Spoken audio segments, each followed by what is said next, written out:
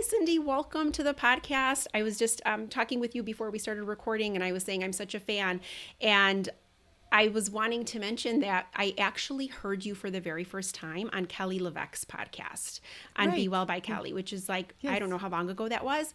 A few years And ago now. yeah, no, it's been right because I've been really like in the weeds, like reading all your things. And you have the Curious Neuron, is what it was at the time, was that podcast. And you're a neuroscientist and all these wonderful things that I'm like, oh, she has an incredible way of seeing things when it comes to parenting and kids. And so I went down the rabbit hole of like looking at your things at that time and just became a big fan ever since. So this is such an honor for me to have you on the podcast and to be able to ask you all the questions that I've been wanting to ask you. So thank you so much for being here.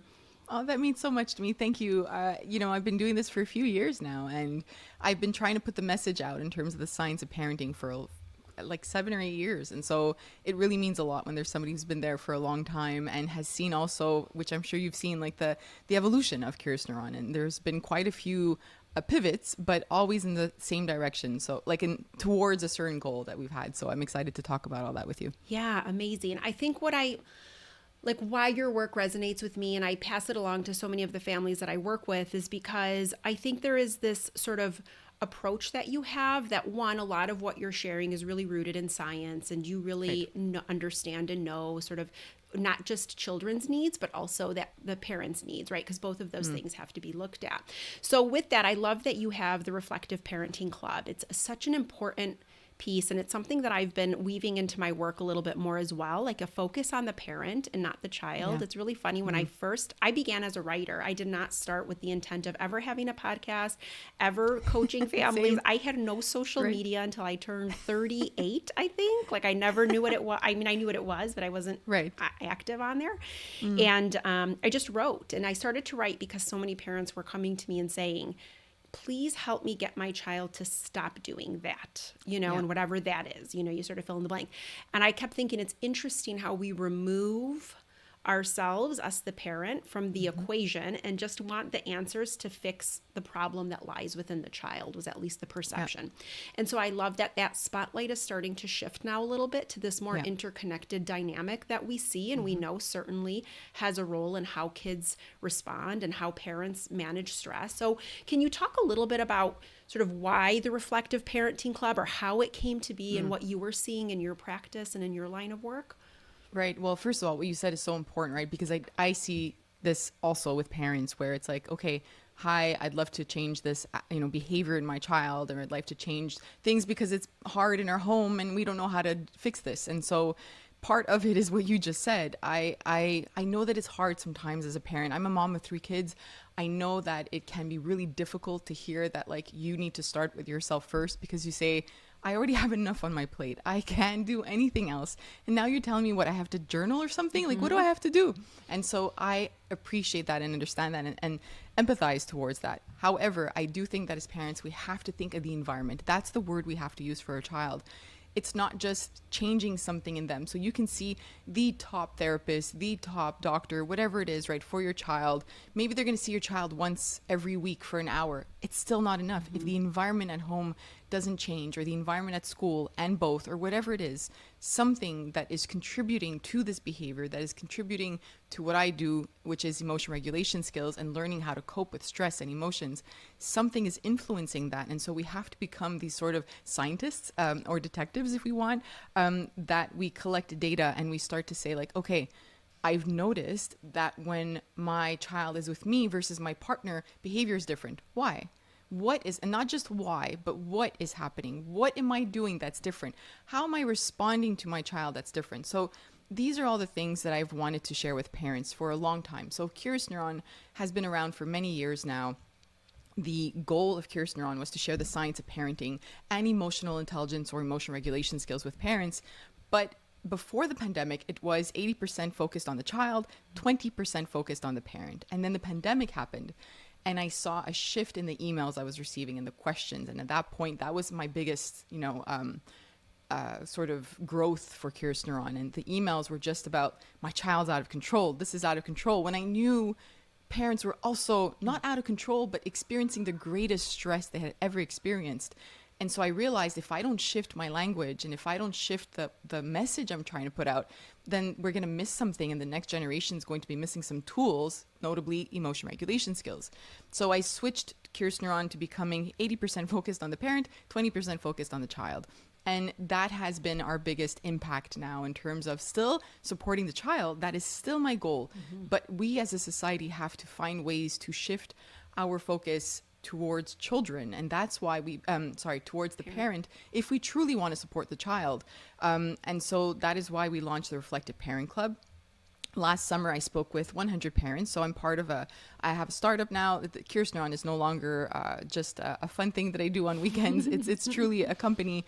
We're a small team, and what we're trying to do is translate science for parents, focused around effective parenting practices, but more importantly, what contributes to a parent's well-being, right? Like stress in a relationship, stress at work, stress because a child is acting out or going through a period of their life like tantrums where it's just overwhelming for a parent. How do we give parents the tools that they need to be able to cope with that kind of stress, to be able to manage and cope with their emotions, all things that we did not learn growing up. So if we can Curious Neuron is still mostly education-based, which is all free through the podcast that's now called the Reflective Parenting Podcast. And our website, curiousneuron.com, social media, all of that is free. But now we realized, you know what, a course or learning, education is not enough when it comes to knowing how to effectively manage emotions and stress. It's as if I were to tell you, let's join a tennis tournament and we're going to play the top players. We're not going to practice. We're just going to show up and hope for the best. I think that's the approach we take sometimes as parents, right? It's like, well, I'm annoyed at these tantrums, or I'm annoyed at this behavior my 7-year-old is displaying. It's frustrating. It's overwhelming, but I'm going to show up in the same way tomorrow without having found skills, not reading about what to say, but figuring out what that child needs and figuring out what I need. And so that's the birth of the Reflective Parent Club. I realized that we needed a program, a science-based program that I developed with our team that covers all 4 domains of emotional intelligence, self and social awareness, and awareness of my child in front of me, and relationship management, because that relationship in front of the child has an impact as well. But that parents needed more than just education. They needed practice. And so I meet with parents every single week for an hour, and they can say, hey, I've noticed this in my life. What does it mean? Or I really struggled this week. I lost it on my child and now I feel guilty. So I can walk them through, here's what you do next, right? Like here's the repair and here's what you can start to notice with your child. So I really hope that the parents that we see mostly feel that they are not competent. We have a competence scale that they take at the beginning of the program. And 40% of our parents feel that they don't have the competence for parental competence, right? So the skills. And I think that's an important point because sure, parents will tell me when I go to work, I've been doing this for 20 years. And so I feel competent. I don't feel like I need to practice these skills. But when I come home, I don't feel the same. And so every situation is overwhelming. So we build the skills that they need. And I meet with them every week so that I can help them notice certain things and tell them, here's the data you need to collect. I can't give you an answer. You are going to figure it out by doing small little tests, like testing something out. Does it work better when I say this to my child versus that? Does it work better when I do this to regulate myself versus another activity? And then you will get to the answers on your own. But that's what I'm hoping we can offer through everything that I do with Curious Neuron. A little long as an answer, but that's in a nutshell. No, it's perfect. Oh my gosh, I was hanging on to every word because it's so true, and it is such an important, it's a need, right? It's really a need right now. And I'm sure you see it. I know I definitely see it. And, you're right. It was kind of through the pandemic that we started to see this shift in terms of, the overwhelm was so much. And instead of it being, my child, can you get them to stop hitting? Like, what do I need to do? It just became like, like everything feels out of control. I don't even know, like it just felt like people couldn't even find their footing anymore. And it was understandable for a lot of fair and, valid reasons. So I think it's important. And I love that your work is really rooted in science, and it's really there to help parents, to give them the confidence and the tools to be able to say, okay, like that didn't really work, but I'm going to try doing it this way, or I'm actually going to look at how I'm responding. It's funny because when you were talking, I was thinking about when I work with families, I do 12-week interim. So we work together 12 weeks at a time, and I stopped doing one-time calls because of what you're Yeah. saying. Like, it's just not, Same. you just have to like really adopt this idea that you have to lean into this and really make some shifts, and to make meaningful change, we have to be open to the fact that we're going to try new things and we're going to stumble and we're going to feel like maybe we didn't do it right, but then all of a sudden we're going to get clarity on things too. And that really takes time, and it's an effort, and you have to really be thoughtful about how you do it. So I love that, you're providing those weekly check-ins, because those are so important, I think, for parents too. So with that, I think one of the things that comes up often, and I've done sort of work around this and challenges with parents, kind of keeping it in the context of like, let's not be hard on ourselves. Let's figure out how we can just fix it. But like big reactions, right? Yelling. I yelled at my child, or the only way my child will listen is if I yell or threaten a punishment. Or these are sort of the common things that are asked of me or told to me, by parents. Where would you ask them to start? What's the first thing we would tell a parent who feels or believes really that is the only way their child will cooperate? Yeah, so I go back to the beginning of the day. I really want parents to kind of become used to checking in with themselves, right? So a brand new day isn't a clean page in terms of how regulated you feel and how calm your nervous system feels, right? So I always talk about this because I picture this sort of green zone, yellow zone, red zone. Green zone is regulated, meaning that our nervous system is not in fight or flight. Our nervous system is calm. Our nervous system is focused, meaning that we can activate our frontal lobe behind our forehead better.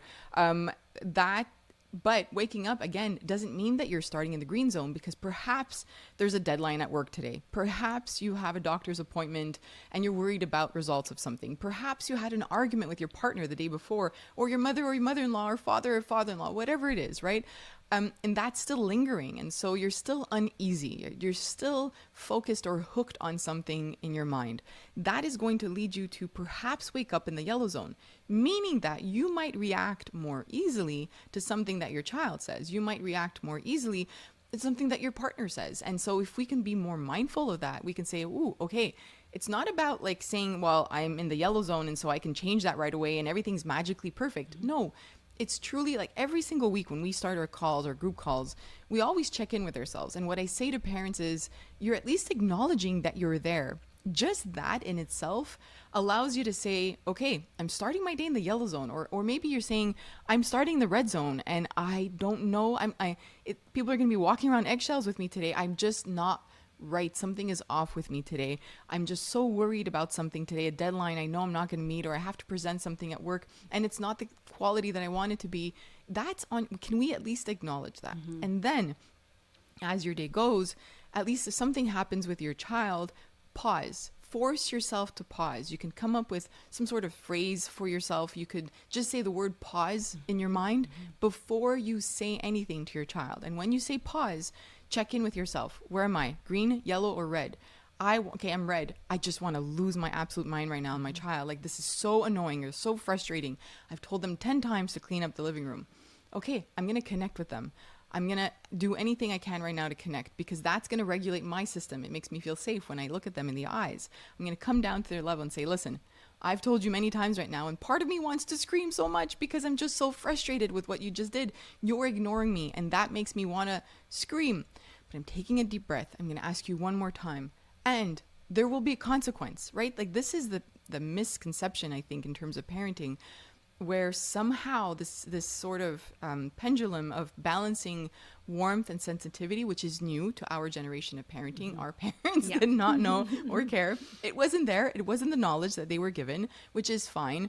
But now this came into the picture, and I think that many parents feel like it has to be a lot of what I do as a parent. I want to push harder on this warmth and sensitivity, and they don't realize exactly what it means. And so the misconception is it means keeping my child happy, making sure that they don't get frustrated, making that kind of stuff. But that is not it. So we can talk about that in a second, but what we want to balance that is warmth, boundaries and limits. That is authoritative parenting, which in science we know is the kind of parenting that leads to your child learning how to cope with emotions, feeling connected and attached to you, and so on. But if we just stop our child from feeling unhappy. We keep them happy all the time. They're never upset, or like if we see they're going to get upset, we give in. We're not showing boundaries. We're not teaching emotion regulation skills. We're not giving them opportunities to be disappointed, frustrated, upset, so that they learn how to cope with that, or we can model it for them. And so we're left with a generation of kids who are truly struggling with regulating their emotions and feel that they should not be disappointed. Yeah. Right? And not all kids, but I'm seeing a lot of it because I work with schools here in the district and our neighborhood, not our neighborhood, but the Montreal area. I'm in Canada. And it's what we're seeing. And so in terms, going back to your question, I know that was very long, but we have to understand all of that first, because now we're placing yourself back in front of that child. The example was that they weren't listening, or they're misbehaving in that moment.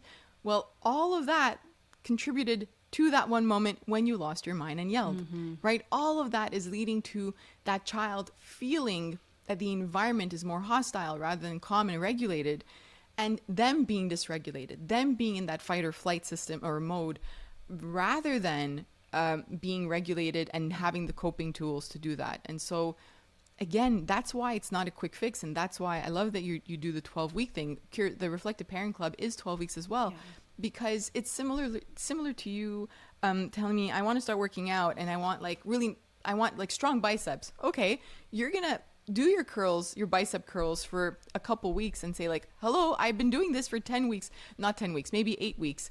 And I feel a bit of a difference, but like really, like I've been working every, other day. And I'll say, but it's coming. And then it's like, you notice like from 1 week to the next, by that 12-week mark, it's like people are noticing, hey, nice biceps. Yeah. But it took the time, right? And so I think we have to remind ourselves that it works the same way with parenting and changing behaviors and supporting our child's behavior. It won't change overnight. So that's a long answer again for your question. It's perfect. And it's so accurate, because you're painting a really clear picture of what I tell so many families as well, which is it starts with us. And I don't mean that in like a blaming way, because I think sometimes parents will hear that and go like, well, then my kid's out of control, so that means it's me. And, you know, it's not to be finger pointing. It's really just to empower you to know, like, doesn't that make you feel good that you can also make certain shifts, and that your child will likely respond differently when you make those internal shifts. And as a result, you'll start to see some of those same, results in them, or the ability to tolerate more frustration or cope with different emotions. Exactly. So I think it's an important thing to note. I know one of the processes that I teach, or the practices that I teach, is called PAR. And I created this honestly for myself years ago when my kids were in those like tweenish years where they were just starting to have some more independence. And I was in that phase of parenting where I was struggling to know, like, how much is mine to manage, and how much am I pulling back, and how much am I controlling, and how much am I kind of letting the failures happen, and things of that sort. And so it just stands for pause, acknowledge, respond, reflect, because what was happening for me was that I was having big reactions. And so they would do things like exactly what you described. Like I would come home from, and at that time I was in a very aggressive sort of a graduate school program, and I was balancing a lot, and I would come home I would see a mess. And so the mess would then launch into, I hate coming home to this, and whatever. And long story short is I ended up doing this process with myself because I didn't like how I was showing up. I didn't like how I was responding to fairly benign things. Like it didn't warrant that big of a reaction. So I was able to sort of pause, like you said, and then acknowledge like, okay, I'm feeling really activated right now. I'm feeling really triggered right now. And that's it. No judgment. I don't have to sit and tell myself not to, or why, or just acknowledging it. And then moving into a response, which 9 out of 10 times, if we can do those first 2 steps, you are going to respond in a way that is more attuned to what your child needs. And then having that time to reflect, right? And you know this, obviously, being in that reflective parenting club is like, now let's take stock of like, why did I think that, right? So I was talking about this to somebody else, but I'm the daughter of immigrant parents. And for us, we grew up really like constantly being stressed on, the home looking a certain way, and tidiness and, value on achievement and things like that. And so, when I would see my house as a mess, quote unquote, what I perceived as a mess, it felt like then clearly I'm doing a bad job. Clearly my home is out of control. So I was internalizing these things, and then as a result, projecting that onto my kids and getting upset. And so the funny thing in all of it is when I stopped looking at that as a truth. I stopped believing that. And I just started to say, it's not true that if my house is messy, that I'm a bad mom. It's not true. That doesn't really make sense. And kind of really challenged that belief in some of the work I was doing. My kids started to clean up more easily. It was like the more I let go and just kind of thought, I'm not going to really like give this my energy right now. Like there were other things that were more pressing. It suddenly got better. So I think we forget that there is this kind of tug and pull that kids will do. So I love that you're explaining it in the way that you just explained it, because it really does, it starts with us. And I think when we know that and we can start a conversation or set a boundary, we can do it in a way that is more clear, and we can feel more steady about whatever our child's response is to it. So with that, you had sort of talked about this, and I loved it, and I want to elaborate on it because I think it is missed often. I almost feel like this pendulum has swung so much in the parenting space of like only honoring emotions, but not really holding expectations around behavior. So how do you guide parents with setting boundaries and really welcoming the idea that like we do need consequences? Like it just is how kids will learn without it feeling like a punitive punishment. Right, exactly. And that's the word that's the difference, right? Like discipline is still there. We still need to discipline our child. They will receive consequences, and that's okay. The child won't be happy about it, but we as their leader, I like to look at it that way. Running a company too, like it's interesting because as I was building a company, I was becoming a leader, right? A CEO. And so figuring out like, how do I manage a team as this is growing?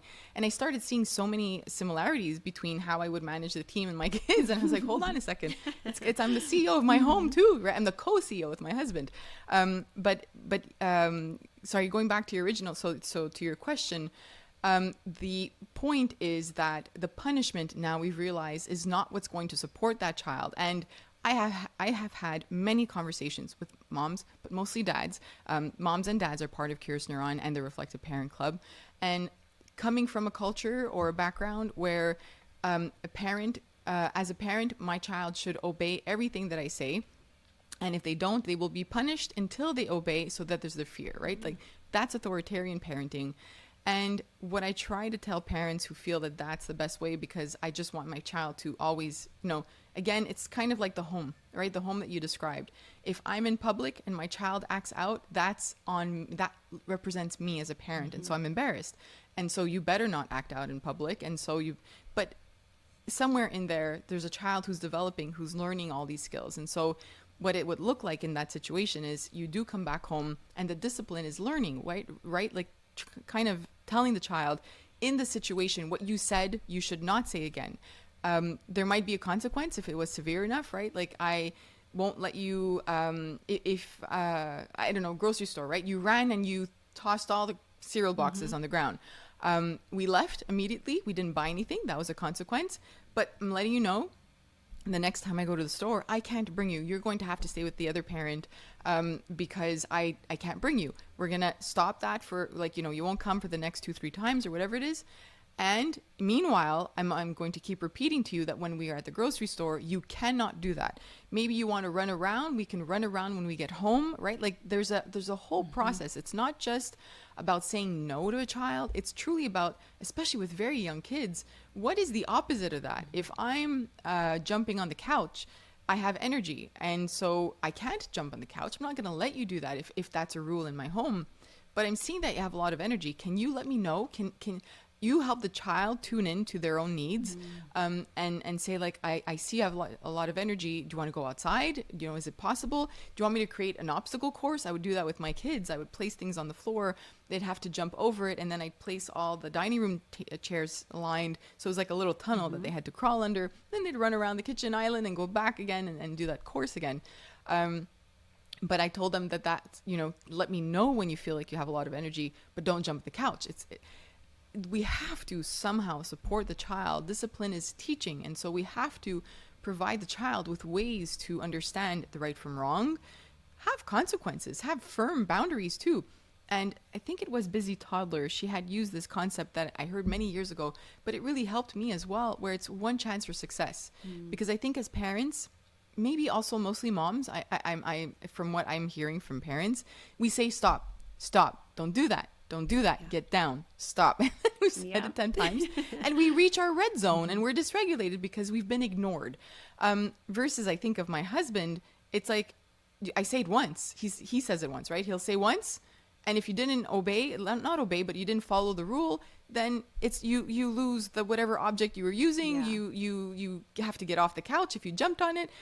And I look at him and I'm like, why do I put myself in this situation when I say it like 10 times? So Busy Toddler had said, the rule is one chance for success. You remind the child. So let's say you're going into, you're having a dinner party, I don't know, in a new location, all the kids are there, and there's a door that's the exit door, and it says, don't enter, right? Like, don't push through the door. And you have a young child, and like that red sign that says like, don't pass is like an invitation to like, ooh, what's on the other side? And so for a young child, they're going to want to go. So if you see that, give them a chance to learn about it first, right? Like set them up for success. Say, hey, buddy, you see that door? There's a red sign on it. It means we can't go through. Come in my arms. There's a little window. I can let you look on the other side. There's really nothing. It's a staircase, but I can't let you go there. If you do it once, the next time you do it, that's your one chance for success for me to remind you again. But after that one reminder, my friend, you're going to be coming back and sitting at the table and won't have the freedom of running around with the other kids, right? Like, how can we set our child up for success? Because I find that often we come into these situations, it's overwhelming for our child, it's overwhelming for us, but we don't kind of scan the environment with them and say, see there, I really don't want you to go. Let's go look at it together. Kids are naturally curious. And so how can I at least show it to them and say, if you press this door, the alarm's going to go on, right? Like I don't, but I can let you look through the window or whatever it is. I really, really need you to follow this rule, okay? Like we're in an environment, and a lot of people, lots of kids, have fun. But if you do go through that, then I'll have to ask you to sit down, right? Like we have to set them up. Yeah. So that's what I would say, right? Like there's a before, a during, and an after. The before is setting them up for success. During is staying firm on your boundary. I told you that if you did it again, you would be sitting beside me. And so here you are sitting beside me. Support the emotions. I know it's not fun. I see all your cousins running around, and I told you, I gave you a chance. And so after 10 minutes, you'll be able to go. But for now, you need to sit beside me. That's the warmth and sensitivity. Not me saying, oh, I know it's not fun. It's a holiday and all your cousins are running around, and you know what, just go, but don't do it again. Like, no, you didn't stay firm with your boundaries. Stay firm with it. Make it age appropriate too, right? 30 minutes for a 5-year-old is 30 hours. Yes.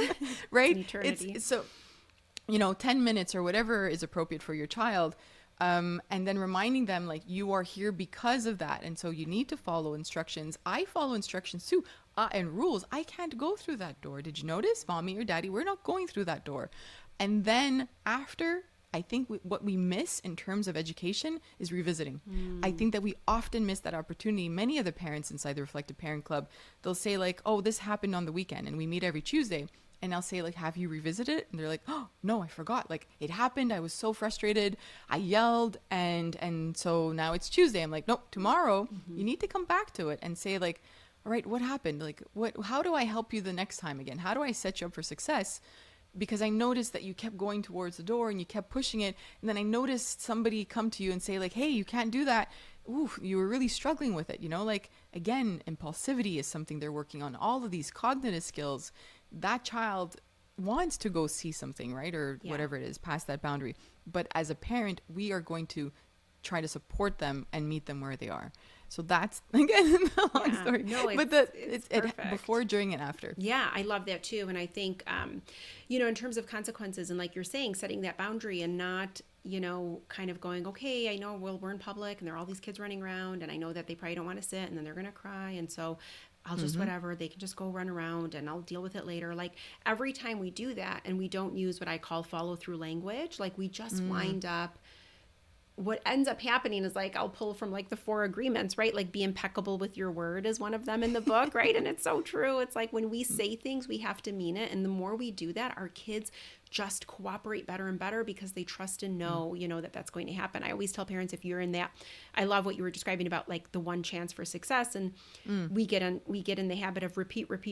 And then like you said, the red zone, I love that you have that visual there of that, of like, okay, now I'm in the red zone and now I'm going to tell you that I'm throwing all your toys in the garbage because you didn't clean up. Like we go into some I've been there, by the way. I know, right? I think we all have. I've literally said that. I know one of the parents was like, are you in my house? And I was like, no, but it's because everybody has done it, and I get it. So I love that, you kind of described your husband's situation where he just gives one warning and then he moves into an action. And really, kids do make meaning from experiences, not only the words that we say. So if they have an experience of going against something we asked them to do, and that experience then led to us following through on a consequence or doing something with love, being kind, being regulated ourselves, our child just starts to learn that that experience showed me that when they actually tell me that in the before part of what you described, the before, during, and after, oh, that really will happen. So I'm going to think twice about it next time we go to this place and they say to me, don't do this. We can offer all these other things, which I love, right? Kind of fostering that curiosity. I get it. You totally want to see what's behind the door. And I understand that, and not making them feel bad about that. I was talking to Joe Newman recently, and he said he wrote a book called Raising Lions, and I love it. It's a really great sort of deep dive in how to work with kids who are struggling or might have more challenging behaviors and things of that nature. And he says, it's really hard, but when a parent learns how to set a boundary without judgment is really when we start to see some good gains, right? Because it's like usually we set the boundary and we'll say, if you just listened, you're just really frustrating me right now. And so there's a lot, it's like loaded. We can't just set the boundary and just stay. Like we have to almost make sure they know that they were wrong. And so, I really still think that speaks to your work, which is if you're regulated and calm, you won't go to the place of judgment either. You'll be able to be steady. And I think it's easy not to go to that place of judgment if we see it as a skill or tool I need to teach my child, right? So screen time's over, TV time, whatever it is, right? That's a big one for parents. And so parents will tell me, I say, it's enough, 5 minutes pass, I give them a warning, and then they still, I'm calm and I'm regulated, and then they still have a meltdown or a tantrum, and then I become dysregulated, and then I lose my mind and start yelling, and then they're yelling and I'm yelling, and so we're also escalating the situation, which is what I try to help parents with, like, is my behavior towards my child or my reaction escalating or de-escalating the situation? And so in that moment, we kind of see like, oh, it's getting worse and worse and worse. But what we have to kind of remember is that child having a tantrum because we ended something is an emotion. It's disappointment. And so if I'm going to discipline or punish the tantrum in a way that I'm not educating, I'm not supporting, I'm not teaching skills or tools, it means the next time that my child's disappointed, they will react the same way because that's the pattern that they've built and they don't know anything other than that. And so if we can see it as, oh, wow, every time I say no to my child for a second dessert, or every time I say it's time to leave the park, time to leave Grandma and Grandpa's house, time to turn off the TV or your tablet, they have tantrums or they have big emotions that they can't control or cope with, they're disappointed because I said no to them. So what I don't hear the word disappointment when I get an email from parents and they say, every time I tell my child to turn the TV off, they have a tantrum. I disciplined the tantrum, nothing changed. Well, because they didn't learn how to cope with disappointment. Yeah. So start by modeling it yourself, right? It's like maybe you're in traffic and you're going to be late for something and you're like, oh, I'm so disappointed. Oh my gosh, like I really don't want to miss this movie. But now we're going to miss the first 10 minutes of the movie. Whatever, talking out loud, like I can't believe this. I'm just going to take a deep breath. Nothing I can change right now. You could even talk about what I have control over, what I don't have control over, what can I influence, which is something we often forget in positive psychology. There are the three parts: control, can't control, and influence. And so, even for myself, I don't like being late, and I was late for a workshop. Like, this is the first time in like 5 years, but there was heavy traffic in the downtown area. And so part of me started panicking. I could feel my breathing getting heavy. I can feel myself like becoming anxious because it's a situation that puts me into that sort of mode. I'm dysregulated. And so I was like, okay, what can I control? I can call them. So, I can make the phone call and let them know. But then after that, I can't control anything else. Like, I'm going to be late, but they're going to know about it. And in the end, it wasn't the end of the world. Mm-hmm. It's the story we tell ourselves in our minds. And so I really just want to share this because I think that as parents, we forget we're not just stopping the tantrum. We're teaching a skill and a tool. And that's usually by how we're going to model the same behavior or way to cope with that emotion. Yeah, I love that. I think it's so spot on. And I think when you start to create more awareness around your emotions and your stress levels and the things that can get you to sort of feel more activated or more elevated in terms of like your stress levels, I think even beyond parenting, it's really helpful in so many other contexts of life, right? It doesn't just sort of pertain to parenting. It's really any relationship or any circumstance where you're feeling stress, like you said, you're describing yourself and you see you're going to be late, and now you can almost have this meta experience where you're like, my heart is racing, I'm feeling sweaty, my breathing is getting more shallow. Like, there is an awareness rather than completely succumbing to that stressed state and then derailing and spiraling from there, which is really fair, in a lot of instances. But it's like that small pause and that ability to just be able to create some awareness around sort of your own physical state even, and start to see it, even that starts to bring a calming response, right? Starts to go, okay, but I am safe. There are things I can do. Let me see what I can manage. And, yes, I can make this phone call. And so I love that so much. So I wanted to ask you, because with that, and you sort of mentioned this idea of like, as a parent is becoming dysregulated, so is the child, or vice versa, right? The child has a big tantrum and now the parent is like at a 10 because they're matching sort of, I call it energy matching. It's like this idea that when our child exhibits a certain degree of escalation, we do too. And you call it emotional contagion, which is much more beautiful than I think what I'm saying. So can you can you unpack that and really explain that to us? Because I think it's a huge, huge thing that really, when you start to get a grasp of how to manage yourself in those situations, it does just change the trajectory of where that behavior is going to go. Yeah, and I think the best way to kind of grasp that concept, it's exactly what you described, right? Our emotions are kind of transferred to the people in our environment. Just think of your home, you're maybe preparing dinner, and your partner, husband or wife comes home and they're not in a good mood. It takes a split second for you to change into their mood. It doesn't take much time. They say one comment and your happy mood has completely changed. And we forget that. We forget that the same happens with our children. There's another term also for stress. I forget it now. It's another research-based one, but it's the same thing for stress. It floods into our child. There are studies that look at when a parent is really stressed in the home, even if they're not like creating stressful situations for the child, the stress itself is transferred, and they see that these kids struggle more with social relationships at school because they're more anxious, more stressed and worried when there's a lot of stress in the home. So whether it's emotions or stress, it's our ability to cope with that. And so just being able to notice, okay, I came home from a really bad day, or, the children has so much to teach us. I just had this glimpse of a moment I had with my middle child, my son, but he was around 5 at that time. And I was trying to teach him, because he's the kind of child who would have like a bad moment, and that bad moment would be a bad day. So for example, his younger brother would take away his truck or his toy or destroy his tower that he built with his Legos or building blocks. And at the end of the day, I always ask my kids, what was the best part of your day?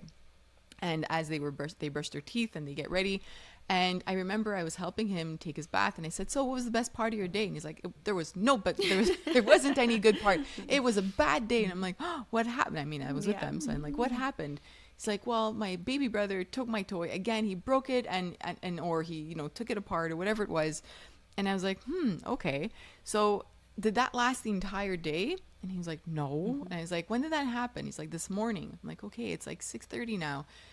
What else happened today? And he's like, I don't know, nothing. And I was like, okay.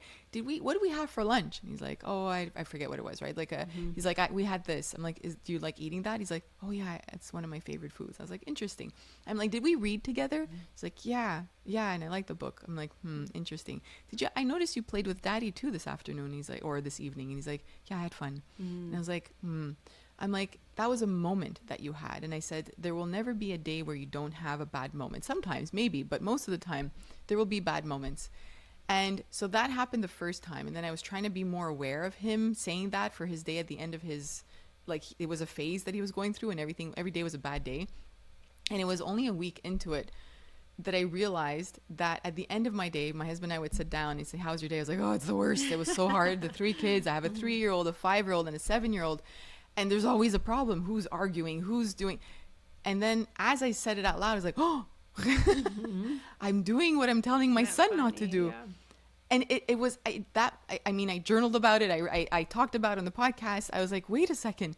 I'm taking bad moments with my kids and I'm not seeing all the good moments. And so I started gratitude journaling at that point.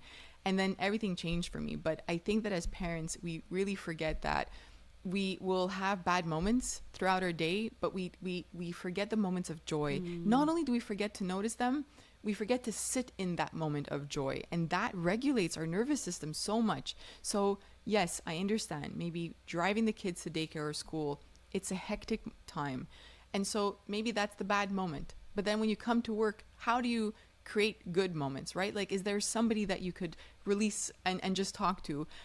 Maybe there's really good coffee at work, or maybe, there's there you can walk around a building before you go in, or you walk from you could park further and walk from the building, from your car to the building. How do you create a moment of pause? How do you create a moment of joy, a moment that you could sit in and say, okay, whew, that was really tough this morning. My toddler refused to go to daycare today, and my other one didn't want to go to school. And so that moment is gone. It's done. It's over. Taking a deep breath, and I'm transitioning into work right now. Yeah. Home life, mom life, dad life is done. I'm transitioning now. And I'm going to try to create good moments. Maybe there'll be another bad moment at work, right? But I don't want us to kind of let those moments linger without realizing that there are some good moments kind of sprinkled into the day as well. And that makes a difference for us. I love that. And I think I always say, it doesn't matter like if my background's in early childhood development, or, I'm a pediatric speech and language pathologist or was. And so I've worked with so many kids, and I always said the greatest lessons I learned were from the kids that I worked with, and from my own kids too. But it's because, I always say the best thing that can happen to a new therapist or a young therapist is getting a child that everything you learned in graduate school just doesn't apply in this moment. And you have to figure out how to like tune in, see what they need, manage yourself, and really like discover how you can manage this situation so that you can bring the best out of that child. And it's a tall order, but it's so worth it. And when you kind of look at it through that lens of like, I will do this, I will figure this out, and I will make sure I get the best out of this child, and that they trust me, and that they will work with me. And so instead of looking at it as like this daunting, like, oh, every day is, tantrums and it's this and it's that, it's like, how can we shift that perspective? Same thing, like you're saying, you're getting to work now. How do we reset? How do we transition? How do we say, okay, that happened. Overwhelmed me for sure. I'm feeling exhausted already, but you know what? Here's what I have to look forward to. Here's what's ahead. Here's what I can experience. Here's what I can give myself permission to do. So I think all of those are really great. When I work with families sometimes, and when they first start, and you probably see this too, and that like on that week 1 of 12, I'll say, just describe your child to me. And they immediately sort of start with everything that seems to not be working, which is understandable. Right. And then I'll say, I want to know like the good stuff. Like, tell me, like, what are they funny? And like almost always a child who demonstrates challenging behaviors is almost always very humorous and funny too. Are they clever? Right. Are they right? Like, I know because I've worked with so many kids who are like this, and they're really personable, and they're charming, and they're right. They have all these great qualities to them too. And sometimes I'll say to the parent, I want you for just the next week to just notice a really cool thing that they do every day, right? And it's amazing. I'll even have parents in tears by day 5 who are like, we've been missing this. Every day he helps his brother put his shoes on before we leave. Every day he walks up to a friend at school and makes sure that they get in line because that kid doesn't have a lot of friends. Or every day and so I think when we're so stuck in like the areas where we think we're not doing enough, it's like we could just be missing all the other things. So to your son's point of like, well, today was terrible because, my toy was broken. I love how you did that. And the other thing I loved about the way you described your interaction with him is at no given point were you trying to convince him. Right. No. Right. There was just this guided conversation. I always say, if we can get to the point where you observe and witness instead of fix and solve, it will be that path that your child really needs, right? So that they can start to develop those same sort of internal systems to work through certain challenges. And so you were really just there holding space for him and guiding that process. And if he decided at the end that it still was a bad day, okay, but you seeded for him different ways of being able to look at the day and being able to, kind of decide, is it a bad day or is it a good day? So I loved that. Kudos to you for probably intuitively knowing like there's a way that I can guide this process. Because I think most parents, and this comes up a lot, I had a video on TikTok that has over 7 million views, and all I say in it is the most simplest advice. But all I'm saying is if your child is sort of leaning a little negative one day and just saying like, ugh, I hate that restaurant. And let's say, they don't hate it, but they're just saying that. Most parents' knee-jerk reaction is to say, no, you don't. We ate there last week, and you do like we get very righteous in that moment. We sort of feel like we have to defend the decision. And I just said instead, just go like, oh gosh, I get it. Sometimes it feels like we don't want to go to a certain place, but that's where we're going tonight for dinner. So, but I get it. And just let it kind of be. Oh my gosh. I mean, I didn't think I shared anything earth shattering, but you know, it's amazing. But it's a good reminder. Yes, right? Exactly. The same thing like your And son saying, I had a bad day. And you're like, huh, okay, well, what did we have for lunch? And what about this? And it's like, oh my gosh, yeah, you're right. You're stacking all these other experiences and moments for him. And the situation that you just described, I think if I think about how it would play out, you are going against what your child is feeling in that moment, and then they're going to get upset. You're going to escalate the situation, and then you're going to say like, oh, this night already started off bad, you know, like. And it's not because I don't think we catch ourselves in moments when we escalate a situation. I've been there. We're all going to do it at some point. We're going to escalate a situation because the self-awareness won't be there in that moment. Again, we could come home from a really bad day of work. And then something happens with their kid and they're like, I don't want to eat dinner tonight. And you're like, come on, like, you know, you like this food, just eat. I need you to eat so that we can start bedtime. And then they're like, well, then I'm not going to eat anything. But that your reaction is escalating the situation. And so if we can catch ourselves in that moment and be like, oh, and I've done this. I've escalated situations with my kids where I catch myself and I'm like, oh, okay, hold on. I just literally saw us going up and higher and higher. I'm like, hold on. Okay, hold on. I just need to pause. I shouldn't have said what I just said to you. However, I'm still really frustrated because you guys didn't, I'm going to use picking up because this is what we argue about the most.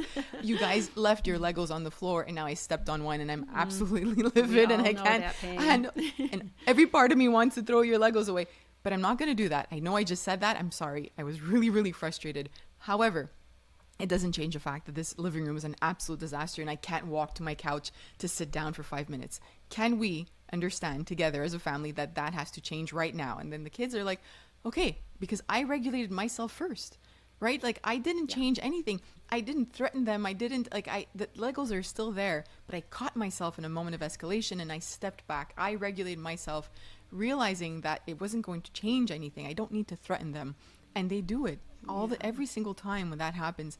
And I catch myself and I see one of my kids like escalating. I'm like, wait a second, what did I say? Oh yeah, my language was really direct with them. Hold on, Cindy, step back a little bit, de-escalate the situation. And so to me, that really makes a huge difference in how we approach everything and how the situation ends up, you know, like the end of it. Yeah. Like the situation you described. Totally. You know, I agree with you. It almost makes me think a little bit too about even the value of repair, but also like the notion that when your kids, I think, see you sort of going from I'm escalating to like, oh, I'm going to model, actually, I'm sharing my internal dialogue with you. I'm talking to you about how I'm like walking my way back down that ladder. I'm getting my feet back on the ground. I'm really, okay, now I'm going to reset. Now I'm going to approach this in a totally different way.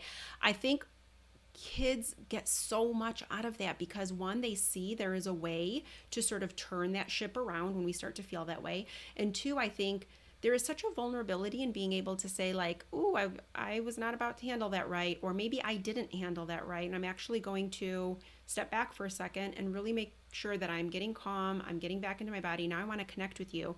I think there is an inherent connection that kids feel in that moment. And there's just more trust that's built. And that's why I think we actually see more cooperation, because in that moment, they're probably like, oh man, we felt, you know, I always say kids sense and feel more than they see and hear. I've worked with so many kids who are nonverbal communicators, and really you just can tell they can sense, they're energetic little beings. They know they can, you know, and so you have to really look at that and recognize that they're sensing and feeling things all the time. So they sense and felt like my mom really opened up to me right now, and she really shared like how she felt. And gosh, I have responsibility in this relationship, which is like, I'm going to do my part and make sure she's taken care of too, which I think is what we want to teach within a family dynamic, that sort of meeting each other's needs. So I think that's so beautiful. Oh my gosh, Cindy, I could talk to you forever. This could be a 5-hour podcast. But I want to be mindful of your time. So where can people find you, and where can they find information on the Reflective Parenting Club? Because I think it's such an important service, and I love that you're the one guiding parents through this. Thank you. So the podcast is called Reflective Parenting by Curious Neuron. I wanted to make sure that the title didn't like lose Curious Neuron, but it's Reflective Parenting. It's available anywhere. And there's curiousneuron.com. There are articles that we have written by graduate students, by researchers. Our graduate students that are writers for us reach out to researchers and try to have a Q&A at the end of some articles. We really want parents to have actionable, tips. Like a lot of the stuff we cover focuses on, again, emotional regulation, emotional intelligence, parenting practices, and your child's emotional development. So there's that on curiousneuron.com. Instagram is curious_neuron, then there's Facebook, Curious Neuron. So anywhere.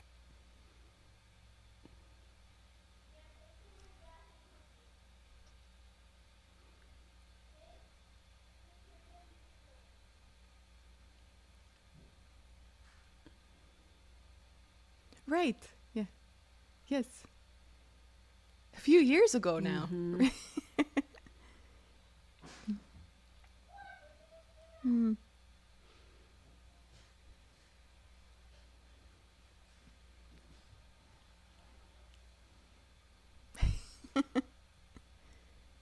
Mm.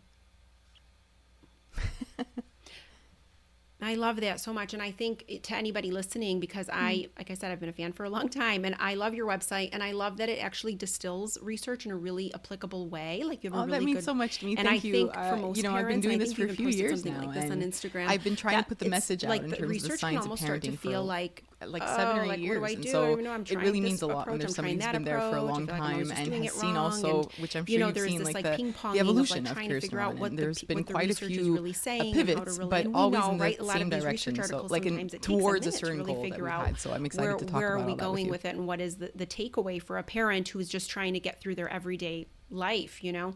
So I love that on the website that you guys do that. I think it's a really great way to sort of make it tangible and accessible. So I highly recommend everybody goes to all of the places that you just suggested. I'm going to include all of those in the show notes. So if anybody's like, you know, like writing this down very quickly, just don't worry, you can find it in the show notes. And I know that so many people really are benefiting from your work. So from one parent to another, I thank you so much. And thank you so much for being here. Yeah. Oh, absolutely. Absolutely.